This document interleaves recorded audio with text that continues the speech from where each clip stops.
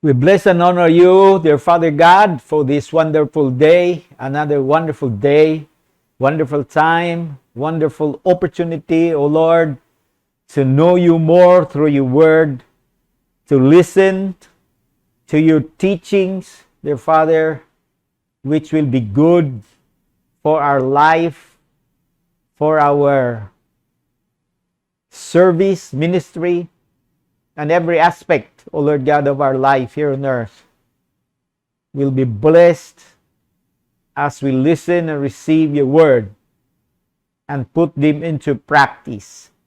Thank you for the work of your Holy Spirit who will help us and enable us all throughout to get a clear understanding, even revelation from you, so that we will know you better, know you more, love you more. Thank you. Thank you for your people who are always ready and eager to listen, not just listen, O Lord, but to receive, and then they put into practice through obedience, O Lord, what they have received from you. And thank you that you also will use them for the expansion of your kingdom. Bless this time, O Lord, today, in Jesus' name. Amen. Wonderful day, brothers and sisters. This is the second Sunday already of the new year, 2023. Second Sunday of January. Please realize and remember that time flies so swiftly and time does not return. When it passes by, it passes forever. So it's so important that we are not wasting time. We are making use of every time, every opportunity as we continue our walk with Jesus. Hallelujah. As I promised you, this will be an ongoing journey. We will be continuing our walk, our relationship with the Lord. Our faith will continue with Him, in Him, on Him, through Him. We will grow. We will become strong, stronger by the day. And of course, we will become deeper in our engagement, partnering with His Holy Spirit in contributing to the expansion of His kingdom. I will give a summary for our study of the book of Colossians in today's lesson. And next Sunday, beginning next Sunday, we will be learning from a new letter, from another letter of the Apostle Paul next Sunday. But for today, let me summarize 3 very important lessons which we have learned from Paul's letter to the Christians in Colossae. Are you ready? Hallelujah. I would encourage you that after today's session, right where you are, in your homes, in your sala, in your backyard or front yard, some of you are gathering in the barn, please take time to interact, to share with your brothers and sisters, members of your family, your take-home lessons from today. I know you're doing that, but I'm just encouraging you for doing it some more. And enjoy the word of the Lord, not only to fill up your mind and your conscience with God's word. The purpose is not just to accumulate God's word so that you will have a good stock knowledge of God's word, but the higher objective is that your life will be transformed, will be built up, will be strengthened by God's word, so you can contribute in the expansion of God's kingdom, that many more lives will be blessed through you, many more souls or lost will find their way back to Jesus.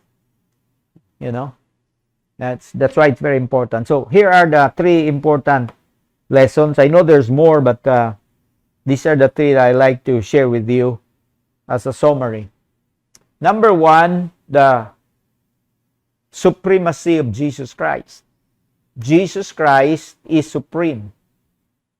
This is one of the most important lessons that Paul has discussed in this letter in order to answer, some people who quietly, intruded into the company of God's people in Colossus, bringing another idea about Christ, about what it means to follow Him.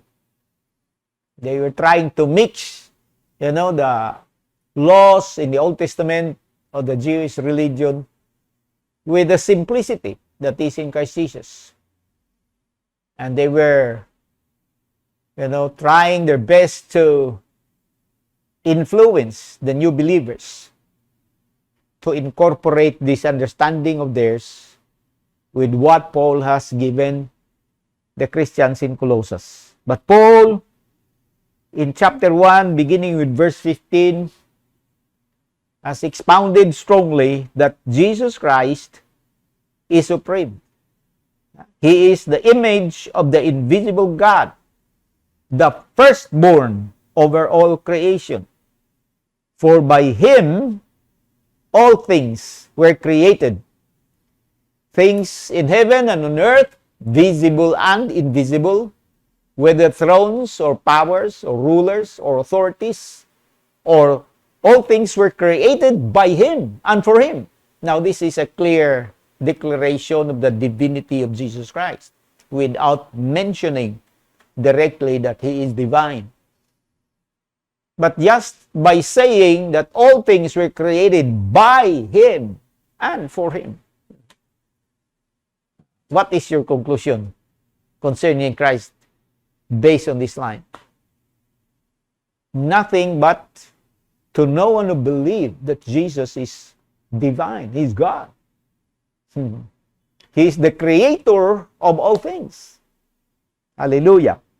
And then, Paul goes on by saying, all things were created by Him, and for Him, He is before all things. Imagine that.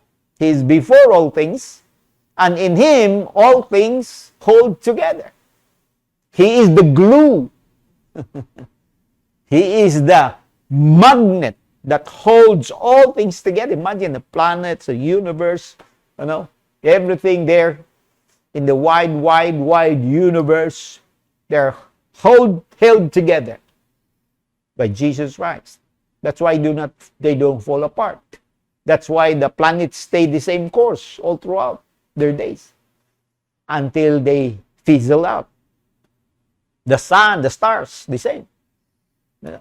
Because according to this verse, as Paul received this revelation, hallelujah, Jesus Christ holds all things together. And He is the head of the body, the church. Remember, the church is the people of God. Whenever you read the word church in the New Testament, it always refers to the people of God, never to a building. So please realize, and I would encourage you to change your understanding. Whenever you use the word church, please use it properly. Do not use it to mean the building. From now on, when somebody asks you, where are you going? Do not tell them, I'm going to church. Because church is not a building, church is not a place. Church is the people of God. Hallelujah. Church is the people of God. Do not say, I'm going to church. Because church is the people of Jesus Christ is the head of the church, the body, the church. He is the beginning and the firstborn from among the dead, so that in everything He might have the supremacy. Hallelujah. Supremacy means the highest in rank of all. He is the supreme of all. That's why every knee will bow before Him. Every tongue will confess Jesus Christ is Lord. Hallelujah. Of course, today, We can see so many people all across the globe who are not yet bowing their knees before Jesus, nor confessing Him as Lord. In fact, so many people are taking the name of Christ in vain, using it as a curse word, blaspheming Him. But there will come a day, not far from now, wherein every knee will bow before Him. And this time, most of those knees will bow because they were forced by the Supreme Lord Jesus Christ to bow. They will confess because they will be forced to confess. But you and me, we bow before Jesus, not because we were forced, but because we were loved by Him. His love melted our conscience. His love convicted our heart. His love touched us so much from the inner core of our whole being, so that the change started to happen. And the change from the inside manifested in the outside. We became a brand new creation in Jesus Christ. Our hearts now belongs to Him. We love Him, not because we were forced, but because we were first loved by Him. And that love drew us to Him, magnetized us unto Him. You see? But the day is coming when all those who refuse to acknowledge Jesus Christ will be forced to bow their knees before Him.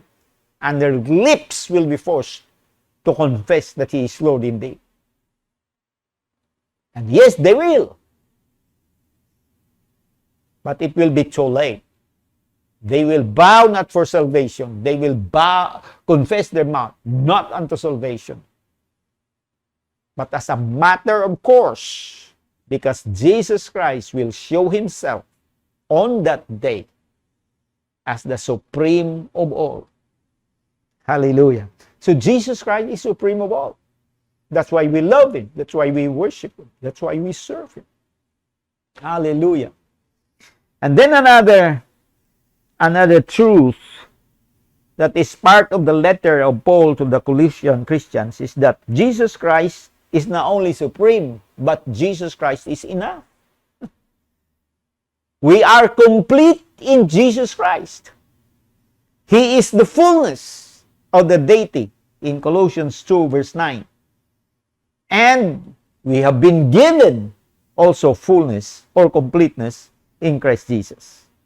Christ is in us, the hope of glory.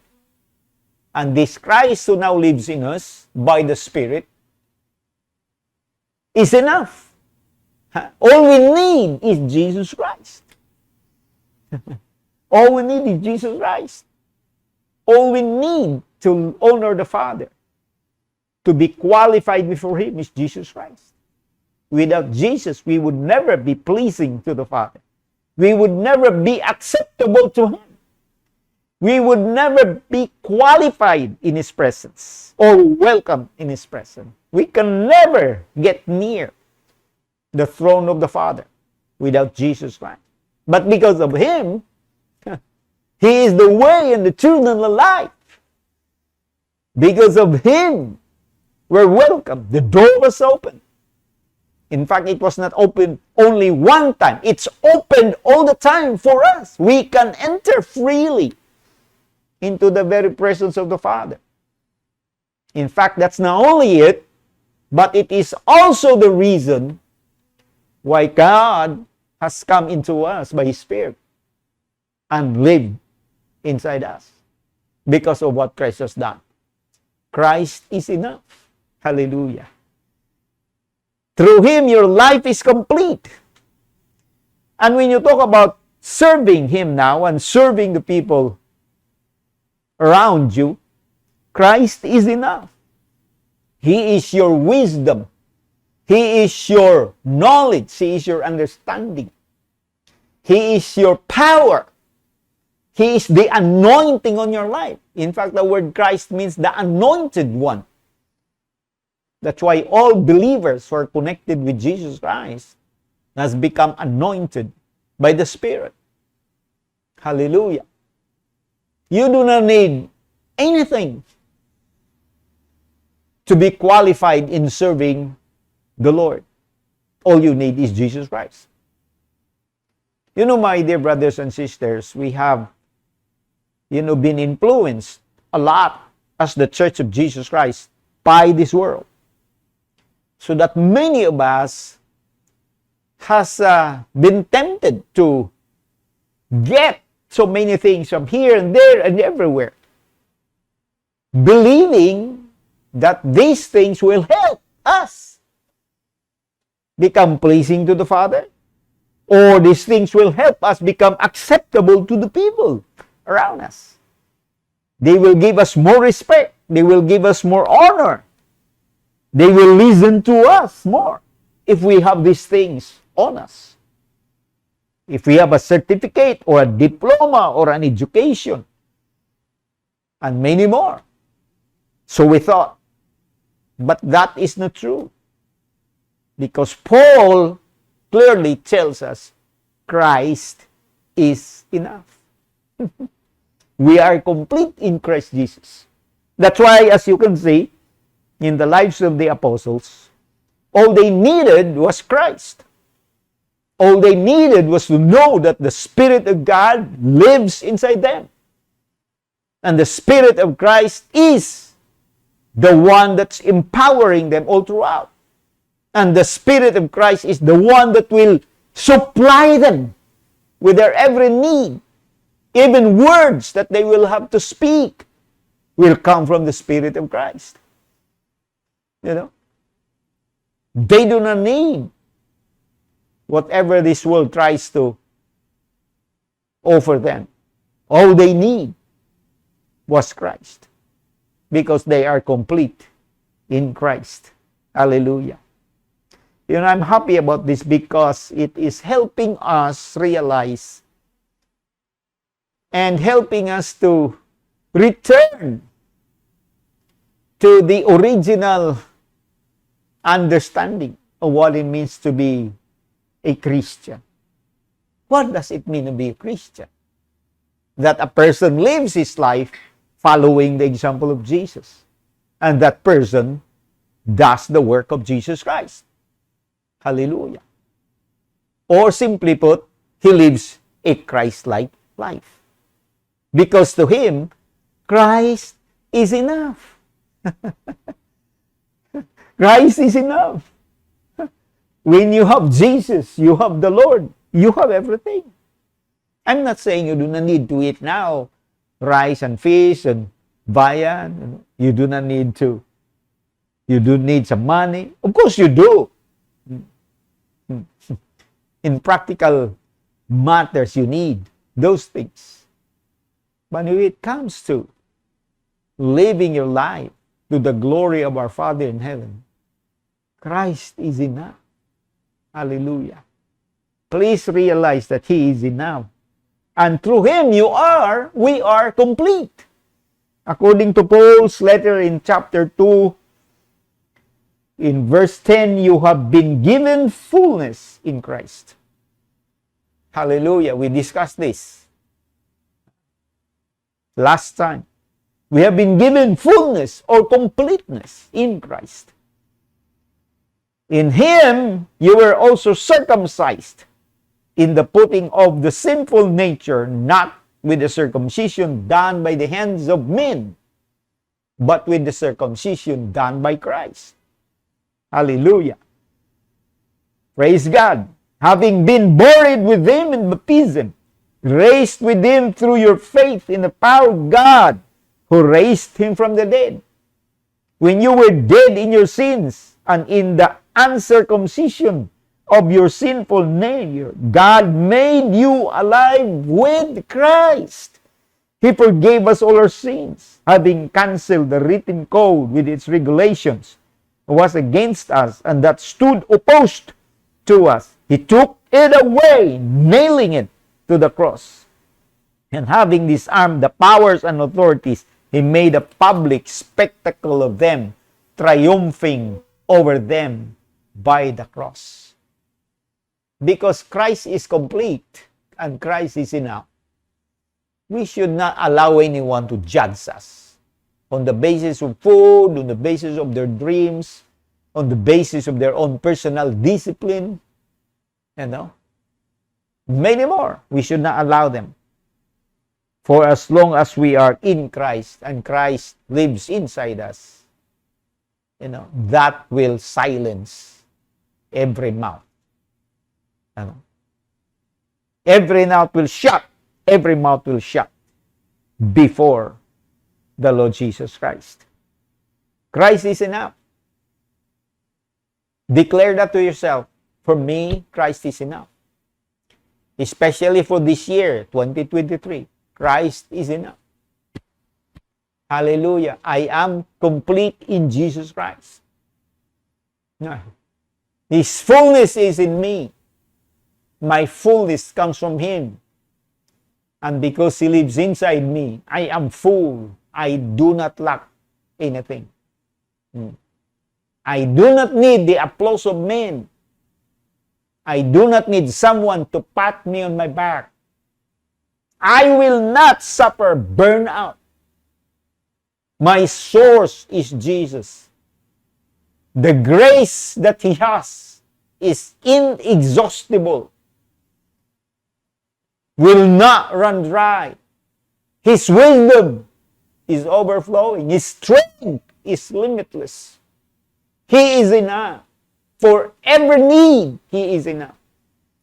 That is why in Paul's letter to the Philippians, he said, my God will supply all your needs according to His riches in Christ Jesus. Then in another verse, verse 13, chapter 4, Philippians, Paul declares by saying, I can do all things through Christ, who gives me strength. Imagine that declaration, that confession. I can do everything through Him who gives me the strength. He is enough. I am never enough on my own. I have glaring lack in my life. But with Jesus in me and I in Him, He is enough. Hallelujah. Amen?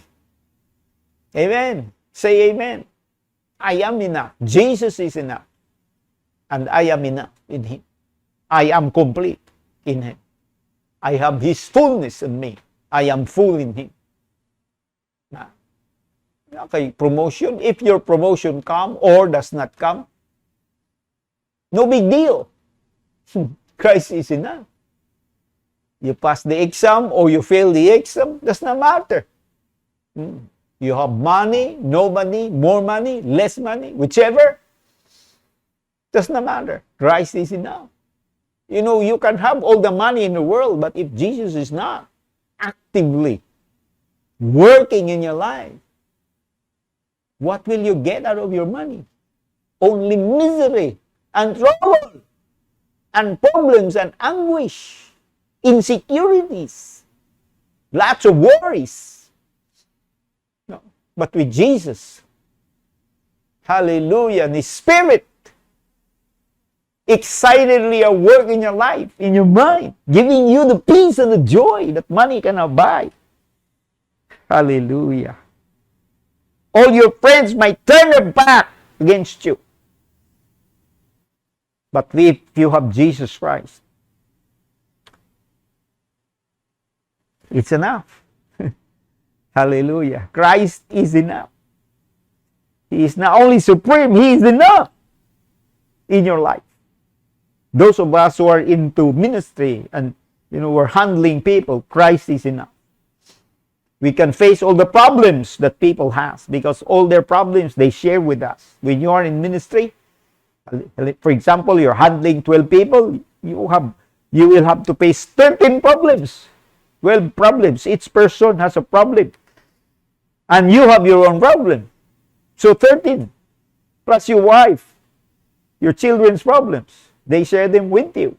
If you are the leader and the father in your home, then you bear the burdens. So you have so many problems. But Christ is enough. You do not need to implode. You do not need to disintegrate. You do not need to lose your mind. Christ is enough. I will not stop repeating this because this is so important. And then the last lesson that we learn from this, Christ is supreme, Christ is enough. The third lesson is everyone must become like Him in behavior and in conduct. That's the teachings of Paul here in Colossians. That's why he laid down some simple rules, rules for parents, rules for children, rules for husbands, simple guidelines for wives, for masters, for slaves, for everyone else. Because every believer is expected to align themselves with the one who is supreme of all, and with the one who is enough and complete. Now, if we are not drawing more unto Him and becoming more like Him, then our Christianity has become stale and stagnant, tasteless and unattractive to the people around us. Nobody dares to listen our story because our Christianity has become bland and unappealing. But when we only allow Him, if we only allow Him and invite Him, talk to Him all the time, grow deeper in our relationship. Remember, it's a relationship. And for relationship to flourish, there should be plenty of time, plenty of talking and sharing and walking and eating and playing, etc. for relationship to flow. The same is your relationship with the one who is supreme and the one who is enough. So that He will build your life. So that He can build your life. So that He can impact your life. So that His life, more and more of His life, will be made manifest in your life and through your life to the world. I pray that's happening. I pray that will continue to happen. I pray it's happening and will continue to happen in my own life. Hallelujah. Even in this New Year 2023. Hallelujah. Everyone is expected to become more like Jesus Christ in conduct as well as in behavior. So we live our lives following the example of Jesus, and we do the works of Jesus. Hallelujah. Not because we are coerced or forced, but because it is an overflow of our heart, being touched and impacted by the love of Jesus, by the grace and mercy that comes from Him. Bible says, from the fullness of His grace, we all receive one blessing after another. How can you say no to Him? How can you refuse Him when He speaks to you? You can't. You owe Him so much that your heart will bubble with joy. You want to serve Him. You want to love Him. You want to obey Him. You want to give your life to Him. Hallelujah. That's why when the first time you hear the gospel, your proper response was to give your life to Him. Huh? Wasn't it? You gave your life to Him. You repented of pride, your stubbornness, your sins, your rebellion. You repented. You cried out before Him for mercy. And then you offered your life. Hallelujah. And that's the starting point of your life of worship, your life of service. According to Romans 12, verse 1. I beseech you, therefore, brethren, by the mercies of God, that you present your bodies. Therefore, I urge you, brothers, in view of God's mercy, to offer your bodies as living sacrifices, holy and pleasing to God. This is your spiritual act of worship. The starting point of your life of worship, walking with God, is when you lay down your life and your body on Him, before Him, to honor Him, to recognize how much debt of gratitude you owe Him. And you can never pay Him for what He has done for you. But you can somehow manifest your gratitude by saying, here is my life. And that dedication should be done every day. Every waking day we say, here is the life. You loan me. I give it back to you today. Use me today. Let me honor you in everything I do. Let the words of my mouth, the meditation of my heart be acceptable to you. Let my hands do things that will please you and bless my fellow men. Let my feet walk in places which you want me to walk on and go to. Let my eyes behold whatever it is that you want me to behold. Here is my life. That is our spiritual act of worship. By the way, brothers and sisters, worship is a lifestyle. Worship is everything, every day. Worship is not on Sunday only. Worship is not only when we come on Sunday into the so-called church building and sing fast songs, sing slow songs, pray, and then listen to a sermon, and have an offering, collection of money, and then we call that worship. No, that's not the only way we worship. That's just one way of the many ways we can worship. And God expects us to worship every day, every time, from sunrise to sunset. Our whole life is an entire life of worship. In everything we do, through everything we do. That's why in Colossians 3:17, whatever you do in word or in deed, do it all in the name of the Lord Jesus Christ, giving thanks to God, to the Father, through Him. You can drop the word thanks, put in the word praise, giving praise to God. You can change the word praise with worship, giving worship to God, the Father, through Him. It's the same thing. And so, dear brothers and sisters, please remember those important lessons. Christ is supreme. Christ is enough. He wants us all to become like Him. Become like Him. Follow Him. Serve Him. Be His man and be His woman wherever you live, wherever you work. You are His man. You are His woman. He can mobilize you. He can whisper to you in order to give you an assignment. He expects you to act on it. And He gets the glory when something glorious, powerful happens. You contribute to the expansion of the kingdom by doing so. Let me pray. Father, thank you for today. Thank you. Oh Lord, thank you. We can never thank you enough. Our hearts are always overflowing with thanksgiving. That's why we find ways to express this worship, this honor, this gratitude. By singing, by praying, by giving some things, but also by giving time, effort, by giving our whole life unto you, day by day, by walking, by doing things that honors you and pleases our men, fellow men, whatever it is, O Lord. Hallelujah.